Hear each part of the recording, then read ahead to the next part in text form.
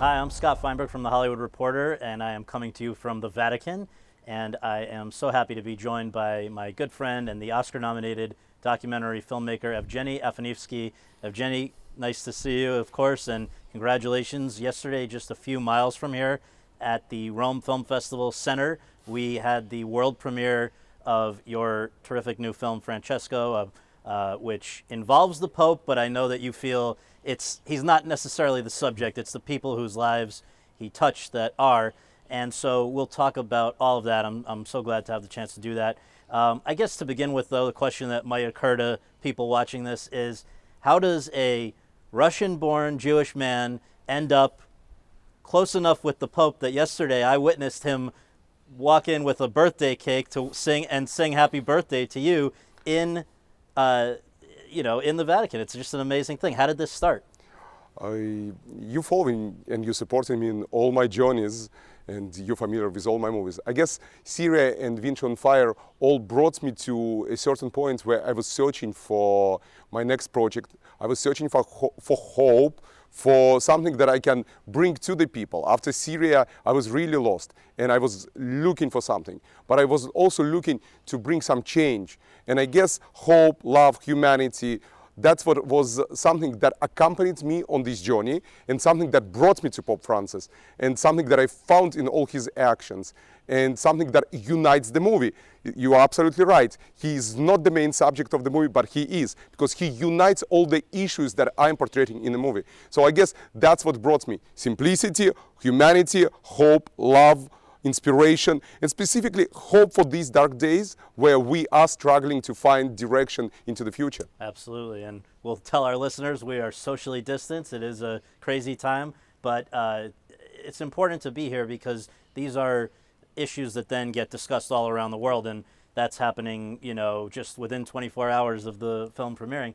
I guess just literally, though, so, I'm sure there are hundreds, thousands of filmmakers that would love to have the Pope in their movie. What did you say? What was the sort of understanding that was reached, and how did you even get to communicate a pitch, essentially, that, hey, I'd like to make a movie to spread your message, or to whatever you said? How did you guys first make contact? No, pitch was initially to Vatican, okay. And pitch was initially to Monsignor Dario Vigano, who was the previous prefect of Vatican, and I came to meet him, and I explained myself, what I want to do. I explained the ability of my movies to be a call for action for the people, to bring people together, to unite them, to stand against certain issues, or to be a voice of the people that need to be heard, like voice for the Syrian refugees. So when I came, I was offered to start the project on my own, but in the same time, I never was offered to be with the Pope. They said, you will go, we will see, and then at certain points we will discuss. That's how it started. But I learned also that in my journey with my characters, I'm learning about them. I went to Argentina at the beginning of my project, and I met his family, almost every of his friends, and through them I kind of reached him. But it's also only half of the story, because I realized that he is not a man of the camera. He is not a fan to be in front of the camera. He rather be on the corners of the world doing something for the people, making their lives easy, helping them. So I guess understanding these premises, I realized that I need to go and get these testimonies of the people whose hearts and minds he touched, whose lives he saved or changed, and then through these actions, through these kind of comprehensive stories, allow him to elaborate on this. And that's how basically he glued all the important issues of today's world. And you know what, it took 3 years how we slowly established this relationship, and I got close to him. Yeah, it's amazing. And I guess just give people a sense of how, there was a lot of travel involved here, because for the Pope, under normal times, not pandemic times, he's all over the place, and you were with him in a lot of those places. Where did you go with him? No, I actually was following him after, in majority of the cases. I was following him after, because for me was not the initial, for me was the reaction and the action. I wanted to testify and to be close to the people whose lives he changed. So I was following immediately or with a certain time period. Like, for example, Rohingya. I went to follow them after 8 months, and that's why they say he changed our lives, because that's the period of what we seen in the movie, of change that he brought. For example, with sexual abuse, I met Juan Carlos, and then I was following all the situation. I've been in Chile, I've been here, I've been witnessing last year how the summit happened. I've been around the people. I was talking to the victims of sexual abuse. I was spending a lot of time learning from him what is important messages that he wants to bring on behalf of so many victims of the sexual abuse.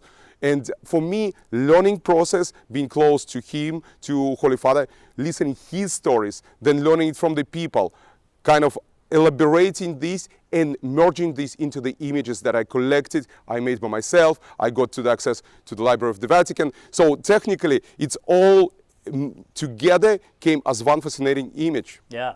Talk about what, so having done a lot of this travel already, you then, I guess on several different occasions sat down with the Pope for interviews about what you had seen and learned.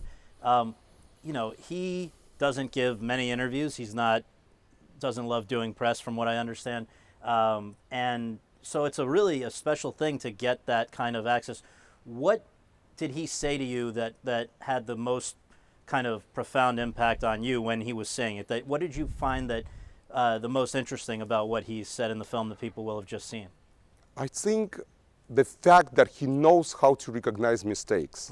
I think the fact that he not only able to listen, but also learn at his 84 years old.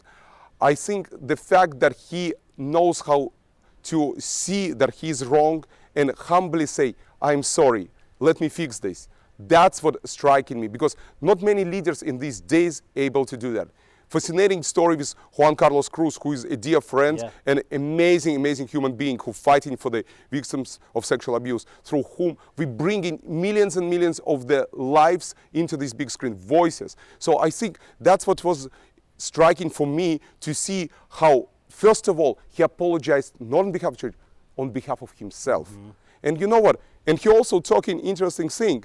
Every saint have a past, every sinner have a future. So for me, we as the sinners who creating all the mistakes on a daily basis, all the disasters, climate change, all the conflicts, all the genocides, we need to learn from them, recognize our mistakes, and humbly say, I'm sorry. And I guess that's the generosity of Pope Francis, to teach us these lessons. And as you say, I mean, the contrast between that sort of leadership with humility and empathy and willingness to admit a mistake, you know, is in short supply in some places these days. So I think it makes maybe partly why there's such widespread affection for this Pope, to a degree maybe not often the case. Talk more about the fact that I guess, you know, people saw the movie for the first time yesterday. I saw them coming up to you afterwards. A lot of people are very moved by it and by the stories of not just the Pope, but the people like Juan Carlos Cruz, who you feature in it.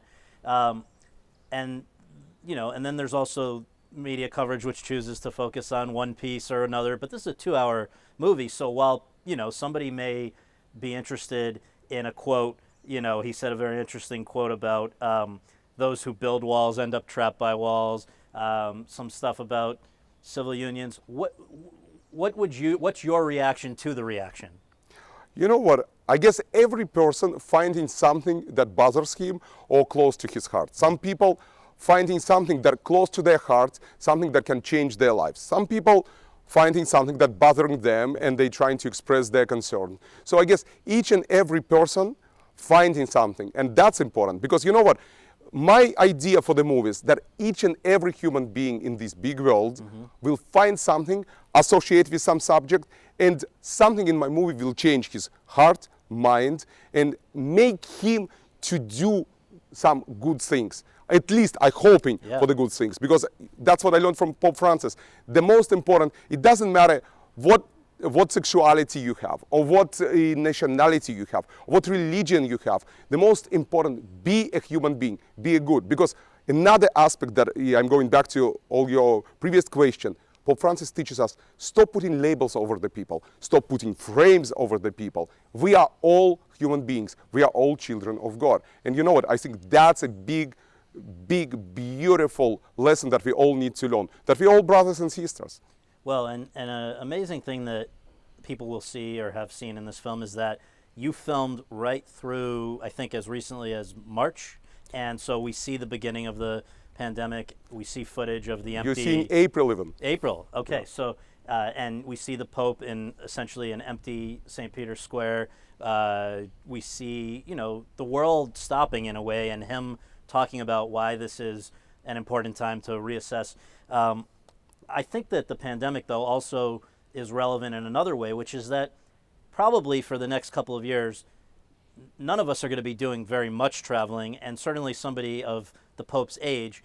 And so while he may be grounded in a sense for the next couple of years, his message will not be because of this film, Moving. right? Talk about why that is important to both of you. I think Pope Francis, like you already said, he's not a man in front of the camera. He is a man being on the periphery as a Jesuit who really cares about the people. Somebody who, during 24 hours, in the middle of night, in the middle of day, no matter what, he will give you a hand to be a friend, help you. So for him, what is important, to take his people, his journalists, and go to the periphery, go to the corners of the world, and help people, bring attention to the issues of Rohingya refugees, genocides, different war conflicts, different situations related to the climate change, or situations of the migrants or refugees. I think for him, he's a man of action.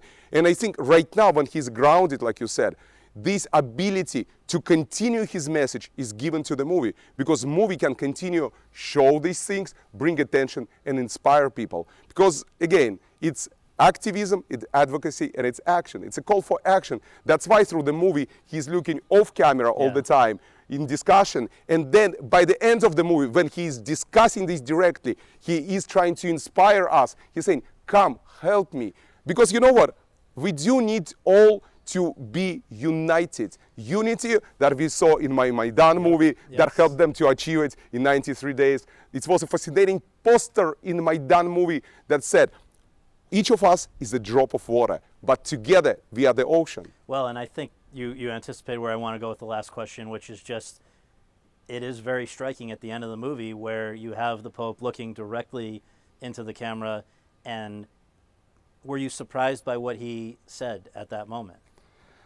I think it's what is on his heart. It's what on his soul. And for me, what I love, he's direct communicator. He is also talking out of his heart and out of his humility. And he's also a humble person. You know what was striking from the beginning when I met him? He is simple, like you. You saw it yesterday. Yeah. You saw it when we were celebrating my birthday. That's what's interesting. He is like you, like me. He teaches us to be simple human beings who can open our hearts and to the all humanity. And that's what Pope Francis. Well, congratulations. It's Thank a you. movie the whole world is talking about now, that it's been seen. It's headed from Rome Film Festival to Savannah Film Festival, where some of you will be seeing this, and then onto the world. And so a lot of people are going to be looking forward to this. So great to speak with you. Thank you. And congratulations, Evgeny Afineevsky. Thank you. I am now really happy to be joined by my new friend, Juan Carlos Cruz, a communications executive, an activist, and a sexual abuse survivor of the church who has now really changed the world in a big way by getting to know Pope Francis and sort of have forgiveness and understanding in a way that not all of us would be able to. It's really something to admire, and thank you for speaking with me. I guess I want to begin by asking you, how did you first come to know Evgeny Afineevsky, the director of this film, and what convinced you to cooperate with it? I had just come back from the Vatican after those unfortunate events when Pope Francis has said that he went to Chile and he had said that we lied and that what I said was calumny, and then the investigation happened and he invited me to stay here with him at the Vatican for a week or 10 days, and we got to know each other and he understood everything and believed me. And ever since, it's been a great relationship. But then I went back to Philadelphia where I live, and Evgeny contacted me. I don't know through who it was, and a few years ago, and you know, he came to my house and we started talking, and he did the first interviews, and through many months we kept doing interviews as things were progressing. Yeah. Well, you are someone who knows the Pope very well now, by this point, having you know, really developed that relationship over the last few years. For you to know him that way and then to see the film, talk about how you feel the film captures who he is. Well, actually, you say it. The film captures who he is. He's a man that overall cares about humanity. Overall brings that message of St. Francis, if you will, of love, of peace, of, you know, during this pandemic, it's been incredible to see. I have friends that are, I remained Catholic, and I have friends who are not Catholic, others who are Jewish, all kinds of friends. And there's not one person who doesn't tell me, because they know that I have a relationship with him, that don't tell me, you know, I have been amazed by what Pope Francis has done, especially during this pandemic, to keep me with hope. And so I have such respect for Pope Francis, such respect for his message, such respect for what he does. And of course, I am incredibly honored, humbled, I don't know the exact way, but to know and to see what he has done for me. This is not to say that there's a lot to do still for sexual abuse victims all over the world, but in my case, the fact that I have received this honor of his friendship is something that really has literally saved me.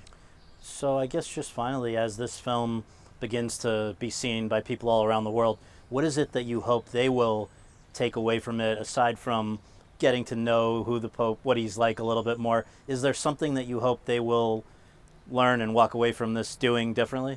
Yeah, you know, this film comes out at a time where humanity, no matter what religion, what race, what gender, what status, humanity is going through something terrible, which is this pandemic, because not only it's about people getting sick, people dying, people suffering, but people losing jobs, people going into terrible poverty. What Pope Francis has told the world is how we have to come out of this pandemic as a new world order, as a new society, right? People who care about other people, people who are not okay with inequality. In these times, rich people have become richer, poor people have become poorer. We need to bridge that gap. That's the message of Pope Francis. And this message of humanity and not caring about creed, about religion, about sexual orientation, about you know, gender, about poor, rich, country, geographies, ethnicities. That is the message. We would be foolish if we come out of this pandemic the same selfish humanity we were before. And Pope Francis has done a lot for us to guide us into being better human beings and come out of this a different people. Well, thank you so much. Very honored to know you, and I think people will be very moved by your story in this film. Well, thank you so much. Thanks.